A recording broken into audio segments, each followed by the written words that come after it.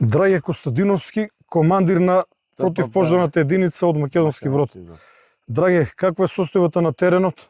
Па моментално состојбата на теренот не е баш дотолку алармантна, меѓутоа пожарот се распространет на многу лош терен, Карпес предел.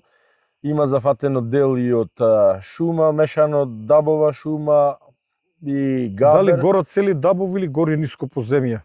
Горат и цели дабови, затоа што пред неколку години имавме тука пожар, сега тие што се опожарени дабови горат цели и оставаат жаришта кај што може да се проширит и понатака. Оттежната е акцијата за работа, бидејќи е многу густа шума и со смрека. И таа е опожарена, останата е недогорена, сега горит и пренесуваат многу силен ветар дуват, се ширит пожарот на сите страни. Имаме помош од дирекцијата заштита и спасување, од тимот што е за брза интервенција. Работиме со нив 2-3 дена, меѓутоа не можеме да постигнеме многу резултати поради непристапен терен што е. Во колку сабајле станавте?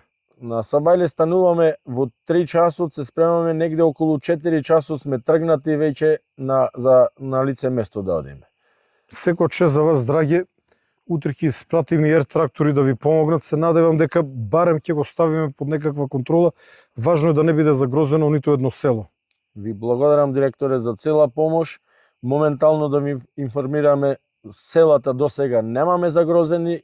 Сега за сега, бидејќи се пожарот е повисоко, меѓутоа не можеме да знаеме до утре, бидејќи имаше и ветар и е сува вегетација, па би било добро ако пуштите и авиација да завршиме работа. Во кое село се наоѓаме сега? Сега моментално се наоѓаме во селото Локвица.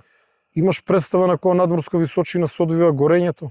Па горењето би требало да се одвива негде околу 700 метра надморска висина. Благодарам, драги, да сте живи и здрави, благодарам и на вас.